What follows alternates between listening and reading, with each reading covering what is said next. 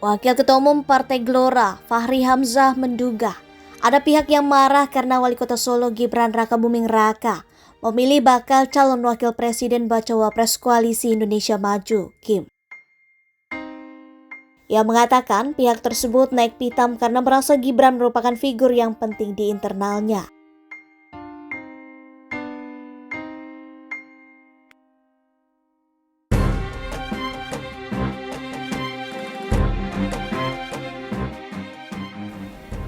Ya, Mbak Mia, saya mohon maaf ini karena biasalah ini kan hari-hari ini seksi sibuk ini, jadi mondar-mandir sana kemari ini. Kalau Pak Kodari kan sudah jelas hidupnya kan, kita jelas ini kan.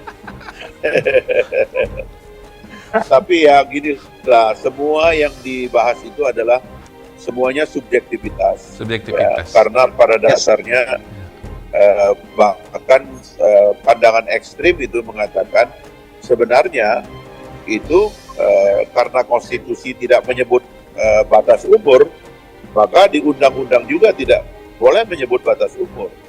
Jadi kan batas umur itu kan ya terserah yang mengajukan gitu kan. Kalau yang mengajukan itu sepakat bahwa memakai umur berhak dipilih dan memilih, ya berarti 17 masuk gitu. Dan itu tidak ada masalah kan. Ya, sebenarnya kan kalau memang itu disepakati pun belum tentu juga partai yang mengusung seseorang hanya karena umur 17 tahun, tapi kan karena banyak alasan lain kan. Dan yang utama dalam hal ini adalah karena kita percaya dia akan terpilih gitu. Jadi pokoknya seluruh argumen ini subjektif. Yang objektif adalah bahwa kita merancang dan mendesain satu rekonsiliasi besar, mau menyongsong Indonesia yang bersatu, sadar bahwa negara di dunia ini tidak baik-baik saja, maka ini yang kita lakukan. Berikutnya setelah kita sampai kepada paket yang ideal ini, menurut saya ya tinggal berargumen aja. Dan saya percaya rakyat Indonesia itu akan bercermin pada argumen yang disampaikan oleh Koalisi Indonesia Maju, ya, yang betul-betul akan menghadirkan figur kolaborasi pemimpin yang ideal bagi Indonesia menuju Indonesia emas atau menuju negara Indonesia superpower baru nanti. Saya kira itu saja. Mohon maaf Mbak Mia, Bang Helmi dan Mas Kodari, saya ini ada meeting dengan orang-orang di depan saya, jadi saya insya Allah nanti kita bertemu untuk sesuatu yang lebih konkret ya Pak Kodari ya. Terima kasih banyak. Saya kira sekarang ini kita sadar bahwa kita ada di tengah dan dagangan kita ini dagangan paling ideal. Yang penting tariannya dibikin anggun, begitu ya, insya Allah semua akan ke kita. Jadi logika bahwa kita ini bisa menang satu putaran itu sangat mungkin karena kita memang adalah kandidat yang indah sekali. Orang boleh ngomong nanti soal milenial, soal pemuda. Begitu Gibran tampil nanti liwat yang lain semua. Kenapa? Karena terlalu terpersonalisasi pada calon kita dan tidak ada calon seperti calon kita. Itu masalahnya. Itu yang bikin orang lagi sakit perut. Ya apa boleh buat, salah sendiri kan. Itu ceritanya saya kira. Terima kasih. Fahri tak menyebut siapa pihak yang dianggapnya tengah menunjukkan kemarahan itu. Namun, ia mengatakan salah satu narasi yang dimunculkan oleh pihak-pihak tersebut yakni politik dinasti. Padahal, politik dinasti tak relevan di Indonesia yang menganut sistem demokrasi. Ia menilai pihak yang marah itu saat ini merasa berseberangan dengan Presiden Joko Widodo. Terakhir, kemarahan pihak tertentu itu merupakan fakta politik yang harus dihadapi.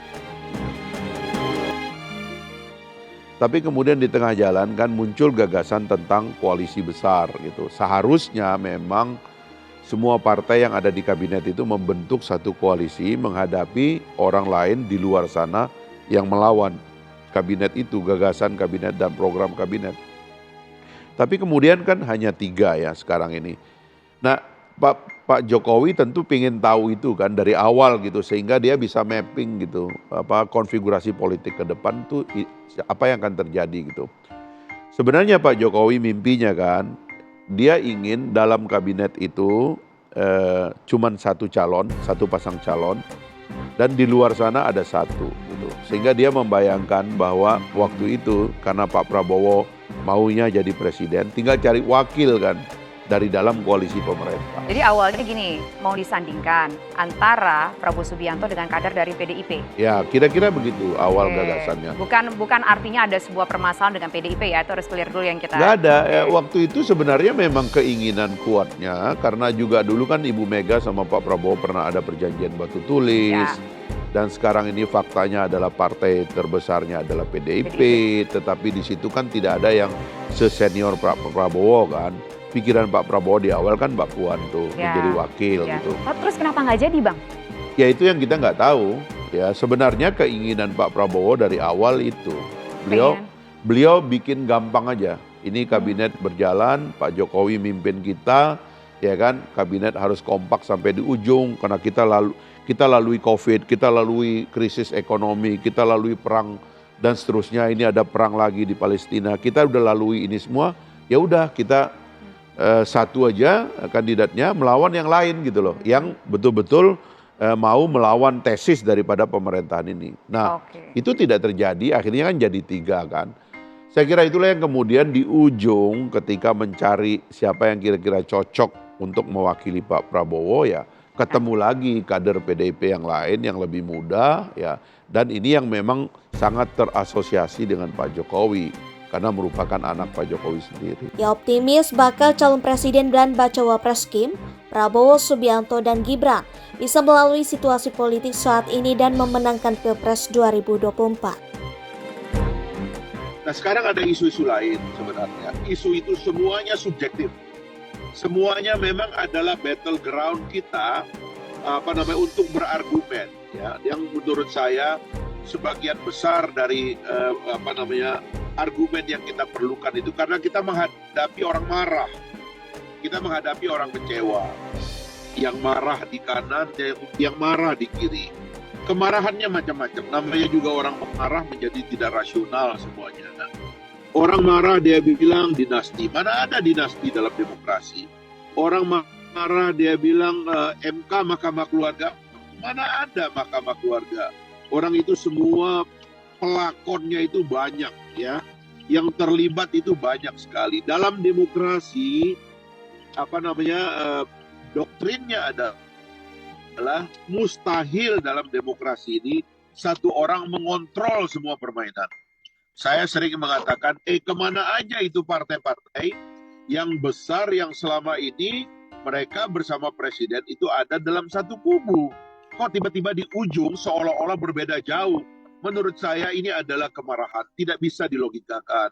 Mungkin kemarahan itu adalah sebab karena katakanlah tiba-tiba ada kartu Mas Gibran, yang kartu ini sangat penting sekali tapi lepas dari tangan mereka. Itulah kemarahan-kemarahan yang tidak bisa kita berargumen dengan nalar sistem. Ini adalah bagian dari satu situasi di mana dalam politik pada akhirnya satu pasangan terbentuk dan pasangan lain merasa dirugikan. Karena politik Indonesia ini ada catur-caturnya juga.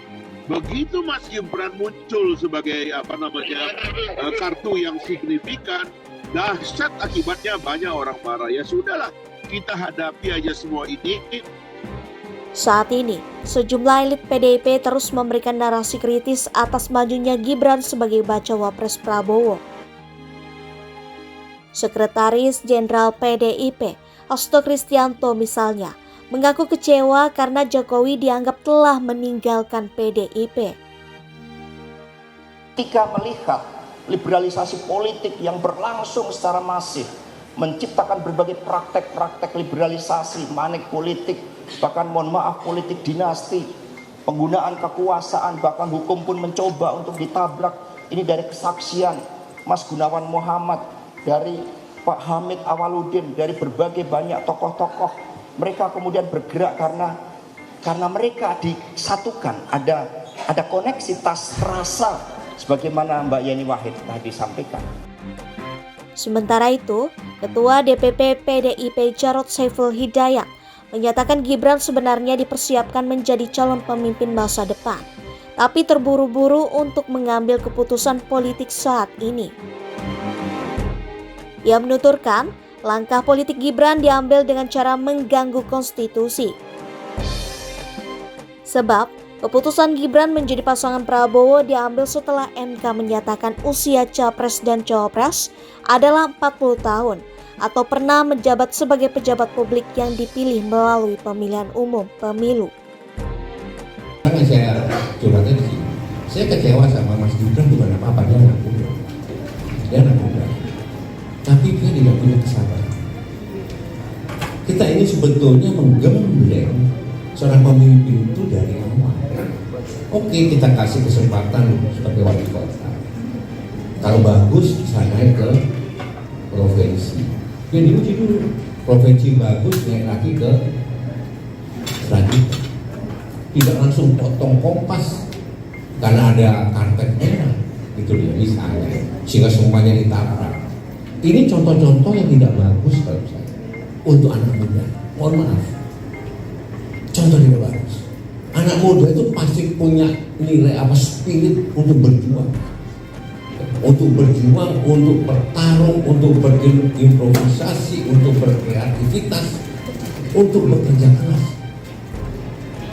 Ini spirit anak muda untuk melakukan perubahan ke arah yang lebih bagus. Ini sudah anak bukan yang mengharapkan privilege, tidak mengharapkan